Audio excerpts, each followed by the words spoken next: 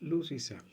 Un, un hermano en la iglesia me pidió un video hace poco que yo hablase de por qué eh, la psicología se vuelve loca con Jesús. Y yo entendí con Jesús en la cruz en términos de, bueno, lo que logra la cruz con los gentes que se convierten, ¿no? Pero la pregunta era, ¿qué pasa con Jesús, el hombre, en em, en la pasión, que le vamos a llamar la pasión, o acá la tradición romana le ha llamado la pasión, e incluso cuando tú busques a los himnos alemanes, los clásicos, así vienen, y hay un disco que así se llama, La Pasión de Cristo. No la película, La Pasión de Cristo, el LP, eh, que es de Johann Sebastian Bach, y lo puedes escuchar y es dolorosísimo. Y quiero citarte, eh, es decir, quiero citar qué es lo que pasó en Cristo y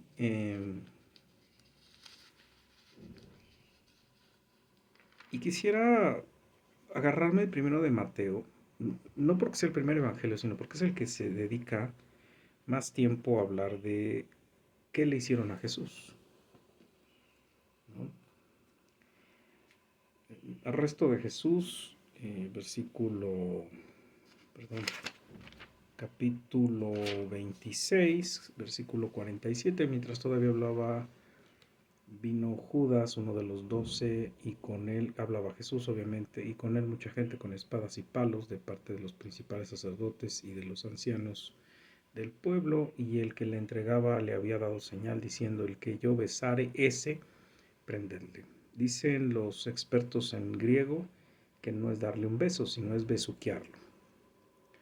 Y enseguida se acercó a Jesús y dijo, salve maestro, y le besó. Insisto, el beso es besuqueó. Y Jesús le dijo, amigo, ¿a qué vienes? Amigo. ¿Te acuerdas que dijo que eran sus amigos, que ya no eran siervos? Y entonces se acercaron, echaron mano a Jesús, le prendieron, pero uno de los que estaban con Jesús extendió la mano, sacó su espada e hiriendo a un siervo del sumo sacerdote le quitó la oreja. Pedro. Y entonces Jesús le dijo, vuelve tu espada a su lugar, porque todos los que tomen espada, espada perecerán. ¿Acaso piensas que no puedo ahora orar a mi Padre y él no daría más de 12 legiones de ángeles? Cada legión dicen que tenía 5,000 soldados, así que puedes imaginarte. Pero ¿cómo entonces se cumplirán las escrituras de que es necesario que así se haga? En aquella hora dijo Jesús a la gente, como contra un ladrón habéis salido con espadas y con palos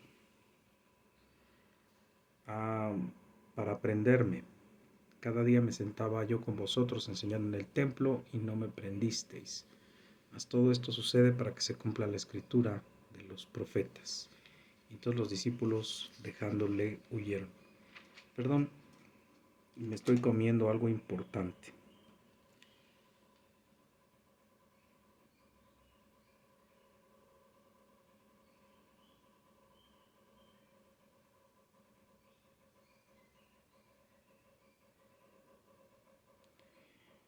Jesús ora en Getsemaní, Mateo 26, versículo 36. Entonces llegó Jesús con ellos a un lugar que se llamaba Getsemaní y dijo a sus discípulos, sentaos aquí, en tanto voy allí y oro. Y tomando a Pedro y a los hijos de Zebedeo comenzó a entristecerse y a angustiarse en gran manera. Quiero citar eso de entristecerse y angustiarse porque son estados y reacciones del cuerpo. Incluso es Lucas, creo que el que reporta que va a salir sangre de sus poros. Dice, entonces Jesús le dijo, mi alma está muy triste hasta la muerte. Quedaos aquí y velad conmigo. Mi alma está muy triste hasta la muerte. Reacciones humanas. Y aquí velad conmigo. Yendo un poco adelante, se postró sobre su rostro, orando y diciendo: Padre mío, si es posible, pase de mí esta copa, pero no sea como yo quiero, sino como tú. Vino luego a sus discípulos y los halló durmiendo, y dijo a Pedro: Así que no habéis podido velar conmigo una hora. Velad y orad para que no entréis en tentación. El espíritu, la verdad, está dispuesto, pero la carne es débil. Otra vez fue y oró por segunda vez, diciendo: Padre mío, si puede pasar esta copa de mí sin que yo la beba, pero hágase tu voluntad. Y vino otra vez y los halló durmiendo, porque los ojos de ellos estaban cargados de sueños, y dejándolos se fue de nuevo, y oró por tercera vez, diciendo las mismas palabras. Y entonces vino a sus discípulos y les dijo: Dormid ya y descansad. He aquí ha llegado la hora, el Hijo del Hombre es entregado en manos de pecadores. Levantaos, vamos, ved, se acerca el que me entrega. Y entonces empieza todo el relato que acabo de hacer. Ya empieza a experimentar cosas humanas, tristeza, dolor y angustia, lo que prepara el cuerpo con sus mecanismos de defensa. Y eh, recuerda que nosotros tenemos hormonas, y recuerda que nosotros tenemos un cuerpo, y el cuerpo de Jesús no estaba glorificado en términos de no había resucitado. Era un cuerpo mortal que tenía emociones, sentimientos y sensaciones igual que tú y que yo. Cuando dicen que chorreó, que salieron gotas de sangre de su rostro en la oración de Getsemaní, quiere decir que estaba angustiado en gran manera, y sus capilares se habían dilatado de tal manera que se empezaron a reventar. Los capilares de la dermis, donde corre la sangre por la piel, y en lugar de agua salada, salina, con minerales, sale sangre. Bien, el cuerpo empieza a desprender noradrenalina, y esta aumenta la presión arterial, dopamina, y el glutamato, desciende la serotonina y la vasoprina. ¿Por qué tengo que explicar todo esto? Porque esto es lo que está ocurriendo con un hombre que está siendo tratado injustamente. Él ve su muerte, es decir, él ya sabe lo que va a ocurrir y él sabe de qué manera lo van a matar. Él sabe desde la fundación del mundo y desde antes de la fundación del mundo cómo va a morir, cómo va a sufrir y cómo va a resucitar y glorificarse. Él tiene la puesta mira en la gloria, pero de todas maneras va a vivir un proceso que él mismo pide que pase de él esa copa si es posible. Sigo citando versículo 57. Los que prendieron a Jesús le llevaron al sumo sacerdote Caifás, a donde estaban reunidos los escribas y los ancianos, mas Pedro le seguía de lejos hasta el patio del sumo sacerdote, y entrando se sentó con los alguaciles para ver el fin. Y los principales sacerdotes y los ancianos y todo el concilio buscaban falso testimonio contra Jesús para entregarle a la muerte, y no lo hallaron, aunque muchos testigos falsos se presentaban a él. Vinieron dos testigos falsos que dijeron este dijo: puedo derribar el templo de Dios y en 3 días reedificarlo. Y levantándose el sumo sacerdote le dijo: ¿no respondes nada? ¿Qué testifican estos contra ti? Mas Jesús callaba, y entonces el sumo sacerdote le dijo: te conjuro por el Dios viviente que nos digas si eres tú el Cristo, el Hijo de Dios. Jesús le dijo: tú lo has dicho. Y además os digo que desde ahora veréis al Hijo del Hombre sentado a la diestra del poder de Dios y viniendo en las nubes del cielo. Entonces el sumo sacerdote rasgó sus vestidos diciendo: ha blasfemado. ¿Qué más necesidad tenemos de testigos? He aquí, ahora mismo habéis oído su blasfemia. ¿Qué os parece? Respondiendo ellos dijeron: es reo de muerte. Y entonces escupieron el rostro de Jesús, es decir, empezaron a dañarlo. Y le dieron de puñetazos. O sea, no le dieron un puñetazo, le dieron de puñetazos. Y otros lo abofeteaban, diciendo: profetízanos, Cristo, ¿quién es el que te golpeó? Escupitajos, golpes, hematomas. El cuerpo empieza a estar en estado de alerta, se desprenden estas hormonas, se contrae el sistema parasimpático, los esfínteres se contienen, los pulsos cardíacos aumentan, aumenta la respiración, la sangre se concentra en el tórax, um, y Jesús está sufriendo todo esto. Pedro niega a Jesús. Pedro estaba sentado afuera en el patio y se le acercó una criada diciendo: tú también estabas con Jesús de Galilea. Mas él negó delante de todos diciendo: no sé lo que dices. Saliendo él a la puerta, la vio otra vez y le dijo a los que estaban ahí: también estaba con Jesús el Nazareno. Pero él negó otra vez con juramento: no conozco a este hombre. Poco después, acercándose los que por ahí estaban, dijeron a Pedro: verdaderamente tú eres de ellos, porque aún tu manera de hablar te descubre. Y entonces él comenzó a maldecir y a jurar: no conozco a este hombre.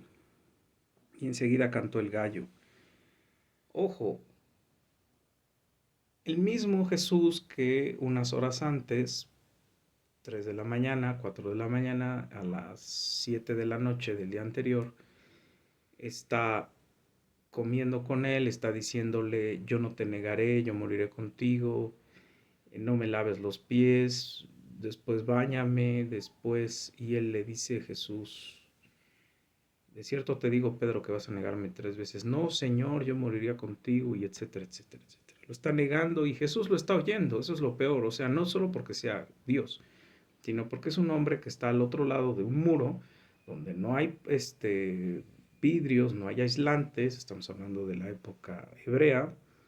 Y está escuchando, dice: y entonces Pedro se acordó de las palabras que Jesús le había dicho: antes de que cante el gallo me negarás 3 veces. Y saliendo afuera lloró amargamente. Venida la mañana, capítulo 27. Venida la mañana, todos los principales, o sea, ya estuvo los 3, 4 de la mañana, prácticamente ya vienen las 5, 6 de la mañana. Los principales, los sacerdotes y los ancianos. Él ya recibió una golpiza, él ya tiene la cara moratada, él ya tiene escupitajos. Entraron en el consejo contra Jesús para entregarle a la muerte, y le llevaron atado y lo entregaron a Poncio Pilato, el gobernador. Y entonces Judas, el que le había entregado, viendo que era condenado, devolvió arrepentido las 30 piezas de plata a los principales sacerdotes y a los ancianos, diciendo: yo he pecado, he entregado sangre inocente. Mas ellos le dijeron: ¿qué nos importa a nosotros? Allá tú. Y arrojando las piezas de plata en el templo, salió y fue y se ahorcó. Los principales sacerdotes, tomando las piezas de plata, dijeron: no es lícito echarlas en el tesoro de las ofrendas, porque es precio de sangre. Y después de consultar, compraron con ella el campo del alfarero para sepultar a los extranjeros, por lo cual ese campo se llama hasta el día de hoy campo de sangre. Así se cumplió lo dicho por el profeta Jeremías, cuando dijo: y tomaron 30 piezas de plata, precio del apreciado, según precio puesto por los hijos de Israel, y las dieron para el campo del alfarero, como ordenó el Señor. Pilato interroga a Jesús. Jesús pues estaba enfrente del gobernador, y éste le preguntó diciendo: ¿eres tú el rey de los judíos? Y él les dijo: tú lo dices. Y siendo acusado por los principales sacerdotes y los ancianos, nada respondió. Pilato entonces le dijo: ¿no oyes cuántas cosas testifican de ti? Pero Jesús no le respondió ni una palabra, de tal manera que el gobernador se maravillaba mucho. Ya es una cara desfigurada, ya es una cara golpeada, ya es un cuerpo maltratado. Jesús es sentenciado a muerte. Ahora bien, el día de la fiesta se acostumbraba que el gobernador soltara del pueblo un preso, el que quisiesen, y tenía entonces un preso famoso llamado Barrabás. Reunidos pues ellos, le dijo Pilato: ¿a quién queréis que os suelte, a Barrabás o a Jesús, llamado el Cristo? Porque sabía que por envidia lo habían entregado. Y estando sentado en el tribunal, su mujer le mandó a decir: no tengas nada que ver con este justo, porque hoy he padecido mucho en sueños por causa de él.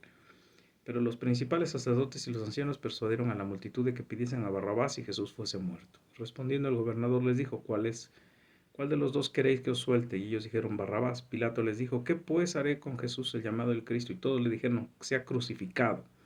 Y el gobernador les dijo: pues qué mal ha hecho. Pues ellos gritaban aún más diciendo: sea crucificado. Viendo Pilato que nada adelantaba, sino que hacía más alboroto, tomó agua, se lavó las manos delante del pueblo, diciendo: entonces inocente soy de la sangre de este justo, allá vosotros. Y respondiendo todo el pueblo dijo: su sangre sea sobre nosotros y sobre nuestros hijos. Y entonces le soltó a Barrabás. Y habiendo azotado a Jesús, es decir, ya lo había Ya lo habían escupido, ya lo habían abofeteado, ya lo habían puñeteado, ahora lo azotan con unos nuevos látigos que acababan de crear estas personas, con vidrios, con fierros, con objetos que permitían que la carne fuera desgarrada y que las costillas fueran expuestas y los intestinos, si daban en la espalda baja, y los riñones quedaran expuestos. Eh, Entonces le soltó a Barrabás después de haber azotado a Jesús. Le entregó para ser crucificado. Entonces los soldados del gobernador llevaron a Jesús al pretorio y reunido ahí toda la compañía, le desnudaron y le echaron encima un manto escarlata, le pusieron sobre la cabeza una corona tejida con espinas y una caña en la mano derecha. Inclinando la rodilla delante de él, escarnecían diciendo: Salve el rey de los judíos. Es decir, ya trae hematomas en la espalda que reciben, o vamos a decirlo en términos más coloquiales, la carne desgarrada, rota, abierta, la carne viva. Le ponen un trapo encima, después ese trapo se lo van a quitar y tú sabes lo que pasa cuando una carne viva en el acto de coagulación de la sangre pues empieza a detenerse de todo lo que esté cerca y detiene la tela, y después hay que quitarla, pues te llevas la carne con todo y tela. Y el dolor es intenso, le colocan espinas en la cabeza, no sabemos de qué árbol, pero trae espinas en la cabeza, le sangran la cabeza con las espinas. El rey de los judíos, y escupiéndole tomaban la caña y le golpeaban la cabeza, ¿no?, sobre las espinas. Después de haberle escarnecido, le quitaron el manto, le pusieron sus vestidos y le llevaron para crucificarlo. Crucifixión y muerte de Jesús. Cuando salía hallaron a un hombre de Cirene que se llamaba Simón, y le obligaron a llevarse la cruz.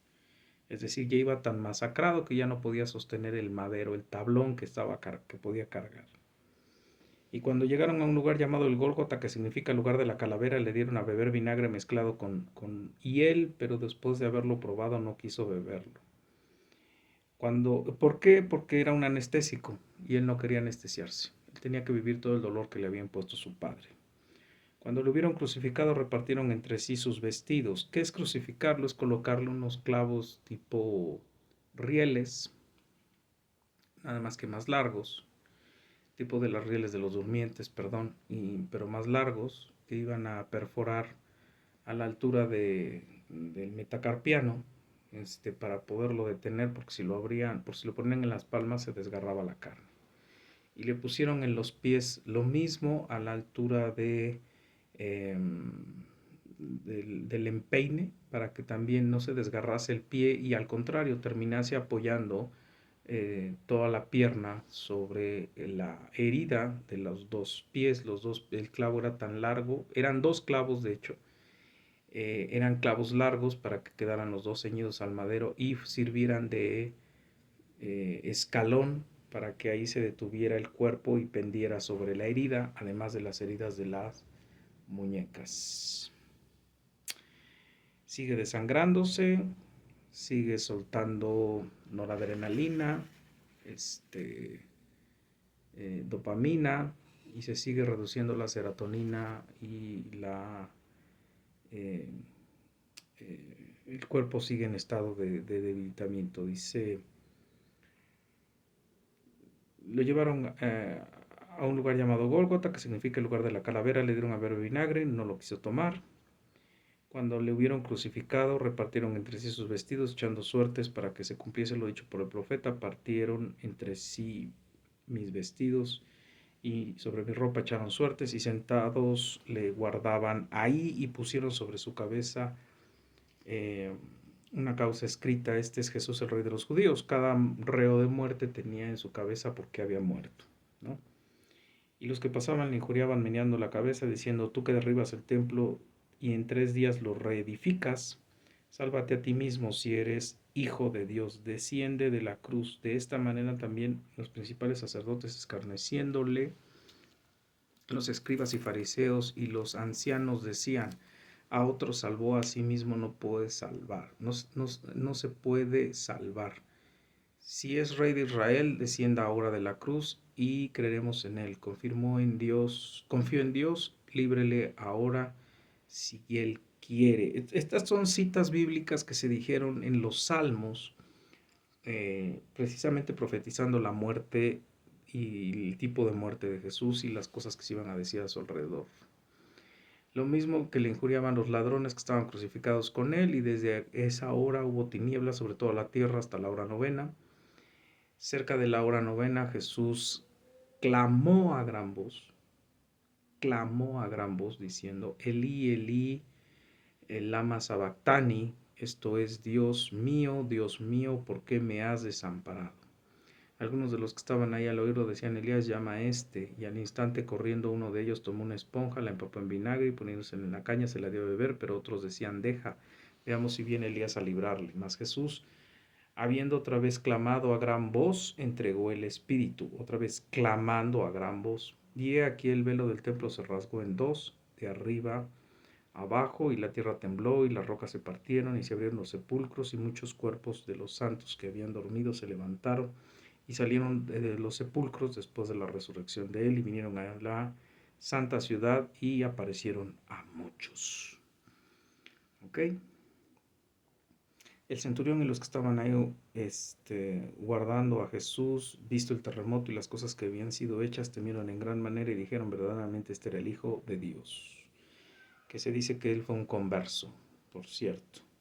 Estaban ahí muchas mujeres mirando de lejos, las cuales habían seguido a Jesús desde Galilea, sirviéndole, entre las cuales estaba María Magdalena, María madre de Jacobo y de José, y la madre de los hijos de Zebedeo. Quería que supieras qué es lo que le había pasado a Jesús en la cruz, en la versión de Mateo, porque es la más explícita, pero espero que el video me dé como para grabar lo otro que quiero que sepas, que es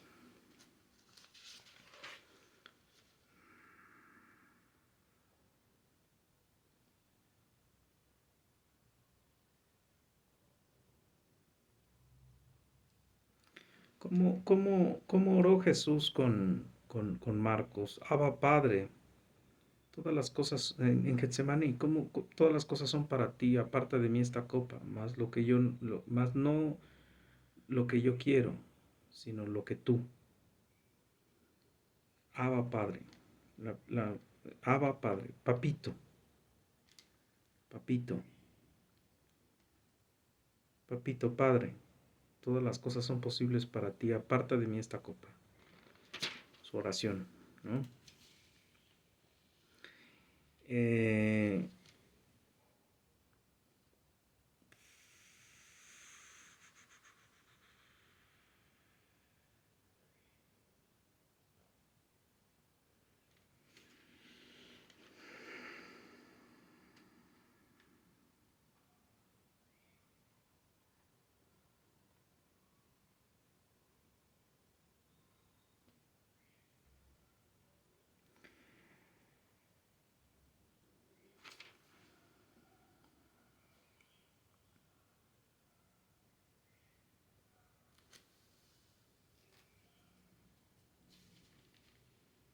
Perdón, estoy buscando citas, pero es muy parecida a la cita de Marcos y la cita de Mateo de la muerte de Jesús. Entonces déjame irme a Lucas y citarte también a Lucas, precisamente qué es lo que pasó con Jesús, porque hay cosas interesantes que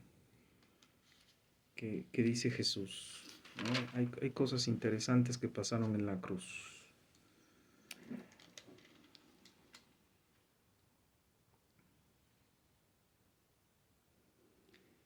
Le seguía, perdón, la versión de Lucas 23, versículo 26. Y llevándole, tomaron a cierto Simón de Cirene que venía del campo y lo pusieron encima de la cruz para que la llevase tras Jesús. Y él seguía, y le seguía gran multitud del pueblo, y las mujeres que lloraban hacían lamentación por él. Pero Jesús, volviendo hacia ellas, les dijo, hijas de Jerusalén, no lloren por mí, sino llorad por vosotras mismas y por vuestros hijos, porque aquí vendrán días en que dirán, bienaventuradas las estériles y los vientres que no concibieron y los pechos que no criaron. Y entonces comenzarán a decir a los montes, caed sobre nosotros, y a los collados cubrirnos. Porque sin el árbol verde hacen estas cosas, en el seco que no se hará. Es decir, ahí él está profetizando lo que va a ser su segunda venida y cómo van a tener que pagar el precio de haber despreciado al Mesías. Y lo está diciendo escarnecido, golpeado y maltratado, y fue de forma audible, y fue de forma entendible, y fue de forma comprensible. Y cuando llegaron al lugar llamado la calavera, le crucificaron ahí, y dos malhechores, uno a la derecha y uno a la izquierda. Y Jesús decía: Padre, perdónalos porque no saben lo que hacen. Otra vez, de forma audible, de forma entendible, de forma que se podía leer lo que él estaba diciendo. Y ahora escucha lo que va a pasar con un ladrón.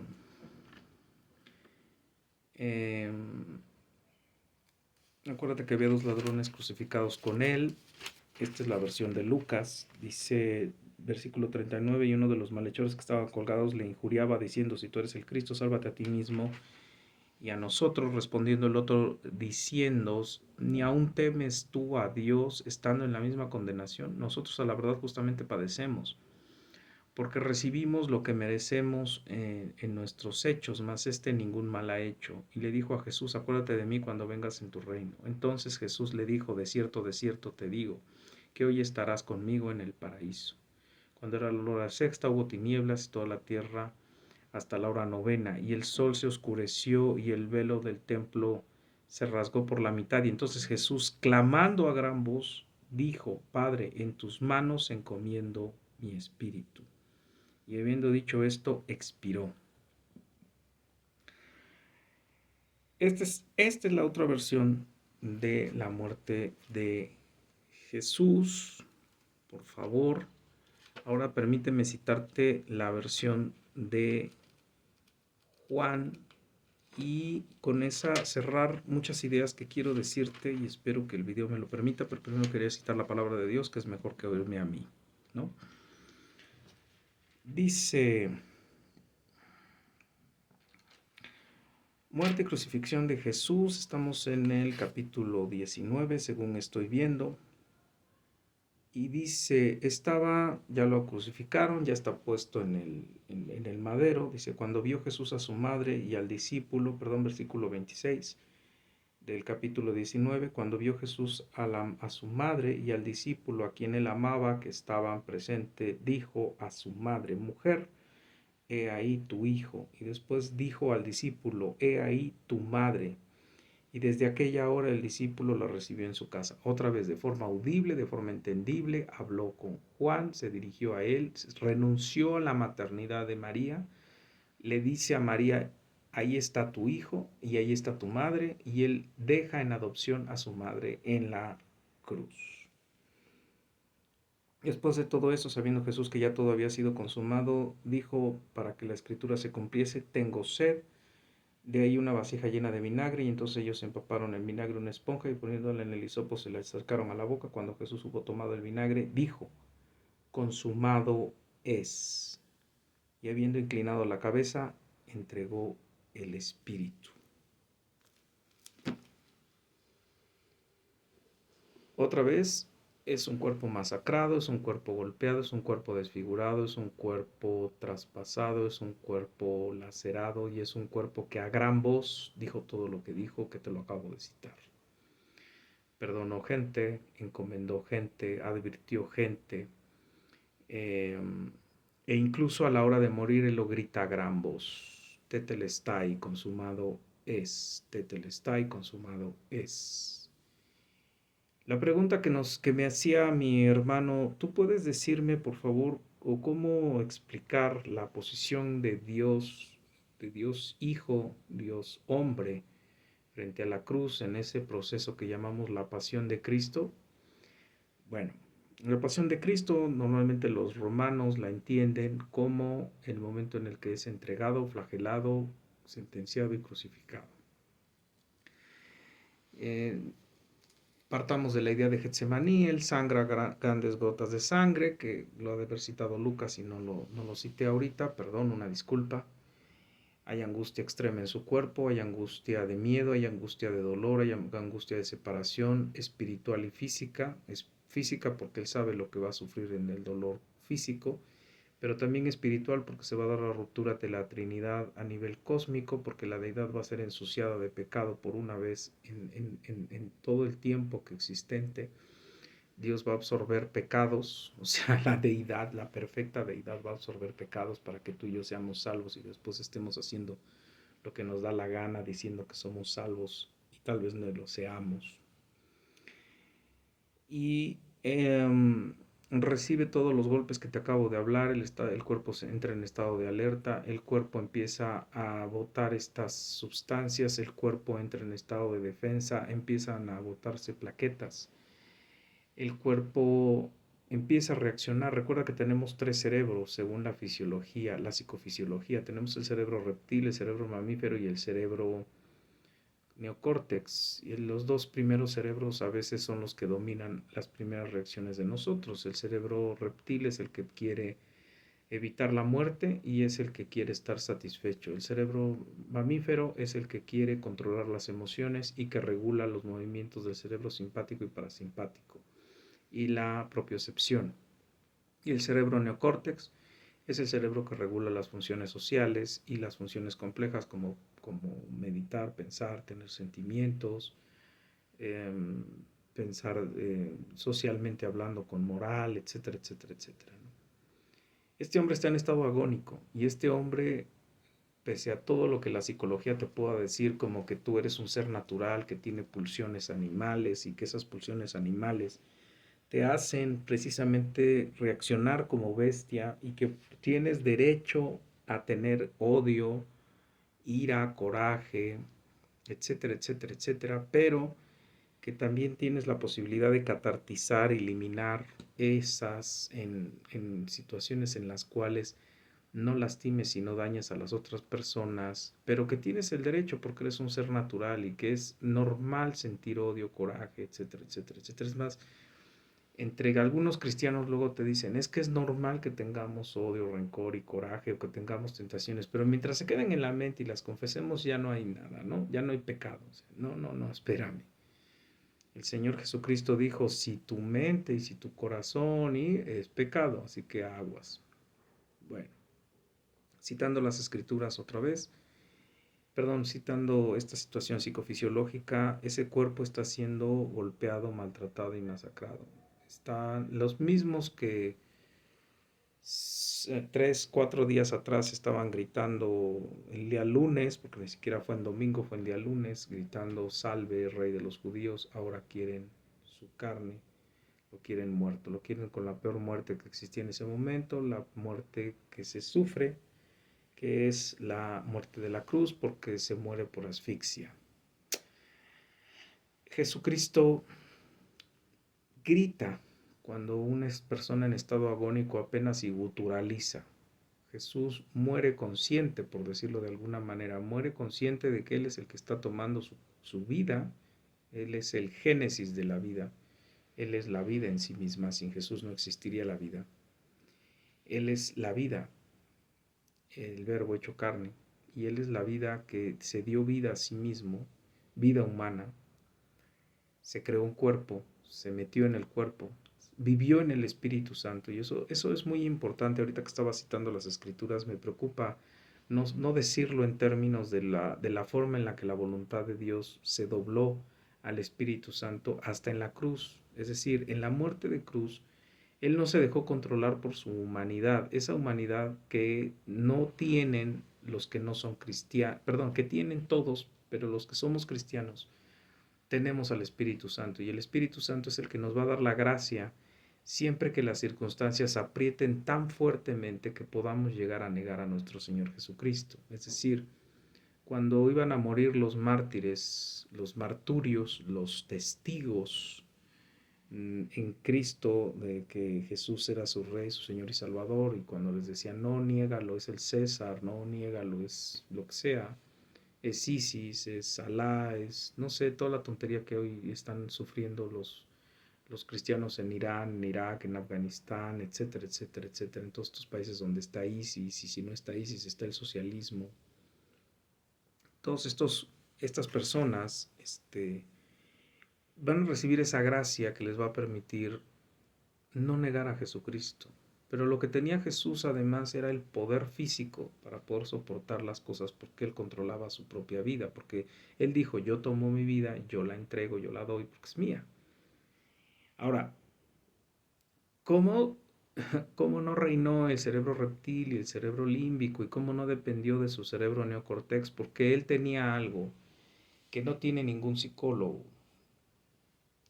y que no tenemos si no conocemos a Dios por medio del Padre que haya determinado que nosotros desde antes de la fundación del mundo seamos salvos. Jesucristo tuvo el Espíritu Santo dominando sus emociones, dominando su conciencia, dominando su moral, dominando su ser y además era Dios. Yo no sé hasta dónde funcionó su deidad porque las escrituras dicen que él fue controlado, ministrado, llevado y traído por el Espíritu Santo. Pero él era Dios. Y eso nos debe de quedar claro a ti y a mí, porque ser Dios implica que es contra natura de Dios pecar. Es decir, cuando hacemos la pregunta primitiva de decir, ¿Dios pudo haber pecado siendo hombre? No, porque entonces no hubiera sido Dios. O sea, no estaba en su naturaleza pecar, aunque tuvo la naturaleza humana, que tampoco vamos a entender cómo es que se hibridaron esas dos y funcionaron entre sí y no se contaminó una de la otra, por decirlo de alguna manera.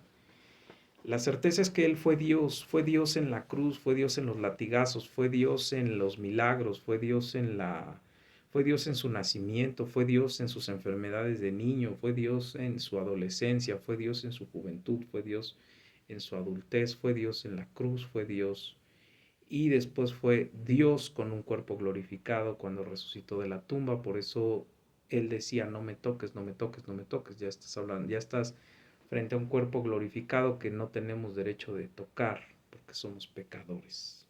María, no me toques, todavía no ha llegado mi hora, etcétera, etcétera, etcétera, etcétera.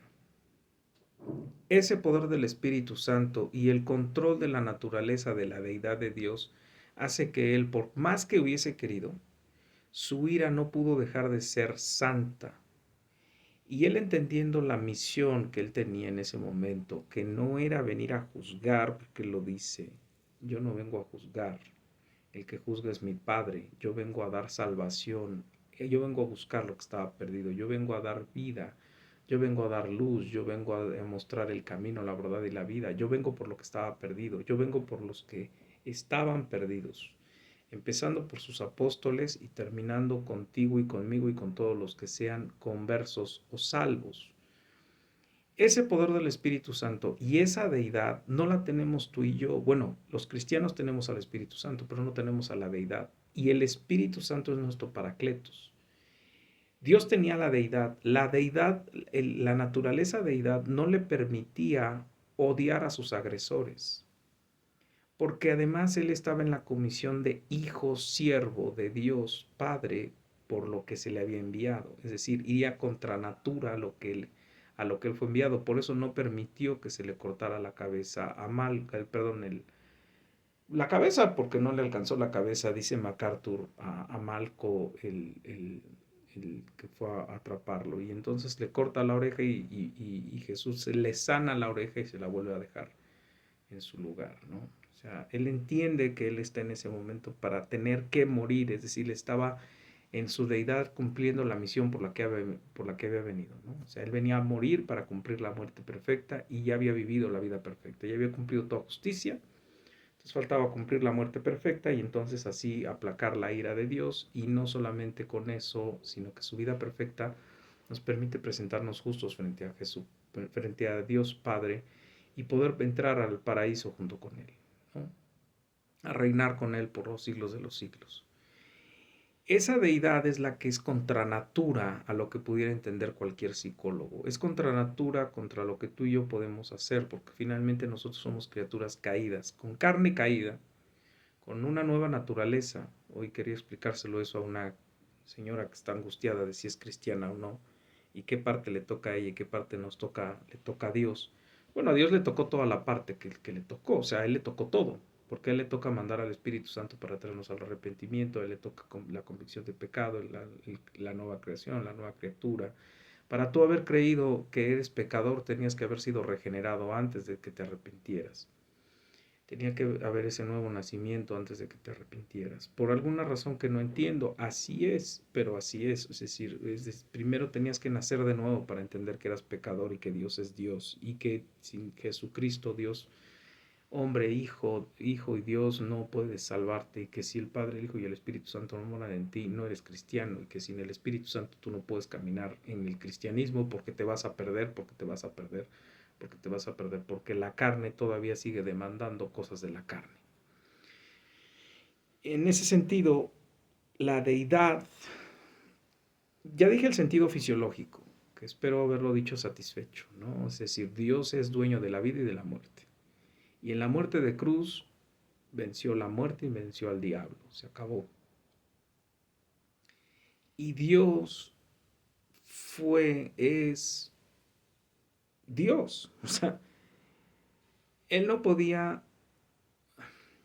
Él pudo haber tenido ira sobre esas criaturas que lo masacraron, que lo golpearon, que le fueron malagradecidos y demás. Pero él en ese momento está en la función de siervo, cordero, sacrificio. El que podía haber tenido ira era el Padre, y seguramente el Padre, al descargar su ira en él recordó que estaba siendo masacrado y él dijo, no les cuentes este pecado. Cuéntales todos los demás, pero este no, porque no saben lo que hacen. ¿No? Es decir, él en ese momento entiende que esa parte de la deidad que él viene a representar aquí es el sacrificio perfecto. Ese sacrificio perfecto tenía que ensuciarse, pudrirse, asquearse de pecado, contra natura. Pero lo que no hizo contra natura, y es algo que no puedes explicar, es que no pudo violar la esencia de ser Dios. Es decir, a ese le imputaron los pecados, pero él no pecó. Porque él si hubiera pecado no sería Dios. Por lo tanto, en la cruz tampoco podía pecar. O sea, en la cruz no podía ni maldecir, ni odiar, ni pedir justicia para él, ni venir a victimizarse porque eso es egoísmo, ni venir a idolatrarse porque eso es egoísmo, porque eso es pecado. Idolatrarse en términos de pues soy la víctima, yo no hice nada malo, maldita sea, pum, mandas fuego del cielo, te acabas a todo el mundo y no hay salvación y chupen limón todos y yo me voy al cielo con mi padre y háganse pelotas y papá, perdón, pero yo no pude hacer esto, ¿no? O sea, yo no estaba hecho para esto, yo no estaba preparado y demás y demás y demás. Entonces, Dios no hubiera sido Dios, es decir, la naturaleza de Dios no se hubiera hecho manifiesta en la cruz. ¿No? Y el control del Espíritu Santo no hubiera sido manifiesto en la cruz, ¿no? Porque precisamente la cruz, o sea, dice Pablo en Romanos, es que él fue obediente y obediente hasta la muerte de cruz. O sea, eso es obediencia. Tú puedes decir, uy, qué fácil, pues era Dios. No, porque había una naturaleza humana que tiene, otra vez vuelvo a repetir, el cerebro reptil y el cerebro límbico, una naturaleza humana que manda hormonas, una naturaleza humana que manda mensajes, una naturaleza humana que distorsiona la mente caída, una naturaleza humana que, que hace que te pierdas, o sea, que quieras otra cosa. Ahora tú me puedes decir, bueno, pero la carne de Cristo no fue impura. No porque no fue contaminada con el pecado de Adán, porque no hubo semilla masculina en la procreación. Y recuerda que los que traemos el pecado somos los hombres. En la creación biológica somos los hombres. Por eso la circuncisión era la señal, ¿no? Porque era desde la raíz estamos podridos y necesitamos despudrirnos, porque el pecado no entró por Eva, el pecado entró por Adán. Por eso es que tenía que ser creada esa figura humana, ese cuerpo humano desde la deidad. Es decir, Dios creó ese cuerpo glorioso, no glorificado, pero sí glorioso. Sin pecado, sin mancha, sin tacha, sin nada, ¿no? Yo no sé qué era vivir en el cuerpo de Jesús, pero ha de haber sido así como maravilloso, ¿no? La super mega, pues yo creo que a lo mejor hasta la mega salud, hasta, no quiero especular, ¿no? Pero ha de haber sido súper padre, ¿no? Ha de haber sido súper guapo, ha de haber sido súper bien hecho, ha de haber sido pues un cuerpo hecho sin pecado, o sea, un cuerpo no caído. Ese cuerpo no caído de todas maneras respondía a las reacciones de cualquier mamífero de sangre caliente llamado hombre, es decir, a cualquier ser humano. Y entonces vuelvo a repetir, tenía un cerebro límbico, tenía un cerebro reptil y tenía un cerebro neocortex. Y el cerebro límbico y el reptil son los que reaccionan primero y luego funciona el cerebro reptil. Recuerda que por eso existe en el mundo secular lo que se llama la inteligencia emocional, que es, sabes que te va a botar la emoción, entonces hay que saber cómo trabajar con ella y regularla. Así funciona. Espero estarte contestando, hermano Mauri, y espero estarle contestando a cualquiera que quiera saber qué pasó en la pasión de Cristo que Jesús no pudo responder como debía haber respondido cualquier ser humano normal. El ser humano normal es caído. El ser humano caído tiene el cerebro reptil y el cerebro límbico. Y hoy, desgraciadamente, esos cerebros están dominando al ser humano. Dirían por ahí, pues no hay nada nuevo debajo del sol, ¿no? Eclesiastés ya lo había dicho. El ser humano está buscando su propio placer y sus propias cosas y sus propios deseos. Y cuando los encuentra, para él, al final, después de haberlos encontrado, es vanidad.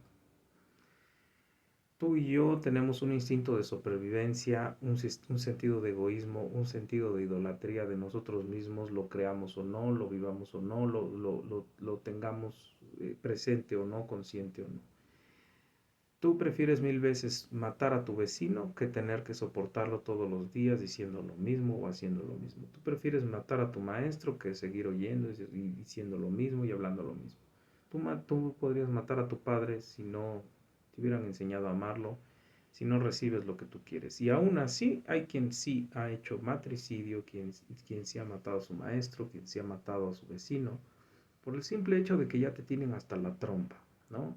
El señor que en el desfile de no sé qué agarra el carro y se los avienta encima y mata a 8,000 gentes o 2,000 gentes, ¿no?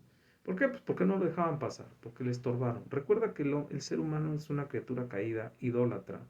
Y al primero que idolatra no es al mono o al trapo o a la imagen o a la figura, es a él. Idolatramos al ser humano, o sea, y nosotros queremos que nuestro ser humano sea bien tratado, bien cuidado y sin dolor y sin tristezas y sin angustias y que todo nos sea dado en la boca y peladito y sin problema, ¿no? Y el cuerpo así responde. El sistema, por eso yo cuando doy clases de psicología digo que la razón, o cuando doy clases de filosofía o doy clases de investigación, digo que la razón es un proceso artificial de la mente, porque la mente tiene deseos de placer, no tiene deseos de hacer las cosas bien ni de hacer, no, la mente quiere estar tranquila, satisfecha, el cerebro es egoísta y quiere que lo que está por dentro esté bien, punto. Esa deidad y ese cuerpo no hecho en pecado se unen en la cruz y esa deidad no permite que la naturaleza humana domine a la gran comisión que el Espíritu Santo además tiene inyectado en ese ser humano, que fue la que lo arrastró al desierto 40 días, que es la que lo arrastró a la ciudad de Jerusalén, que es la que lo arrastró a decirle a Pedro, quítate de mí, Satanás. Es eso que hizo que Jesucristo fuera considerado un profeta. Para los que no creyeron en él, un profeta. Un profeta venido de Dios. Un Nicodemo que decía, es que tú vienes de Dios. ¿Qué tengo que hacer para ser salvo? Un chamaco, un yuppie que pasó por ahí que dijo, ya hice todos los mandamientos, ahora cuál me falta. Sí, pues vende todas tus cosas y ¿no? Una deidad que hacía que tocara a una persona y le regenerara un brazo, le regenerara un ojo, le regenerara las cuerdas bucales, le regenerara el sistema nervioso central y periférico. Una deidad que era Dios. Y eso nos debe de quedar claro a ti y a mí. Y eso es lo que hace que ese Dios, con esa naturaleza, sea una limitante para cualquier psicólogo. Porque ni ellos, ni tú, ni yo somos Dios. Y por muy Espíritu Santo que tengamos, nosotros estamos caídos y nuestra mente está depravada, lo entendamos o no. Y aún nuestro pensamiento más puro es trapo de inmundicia frente a Dios. Espero haberte contestado, Mauri. Espero contestarle al que vea este video. Luz y sal.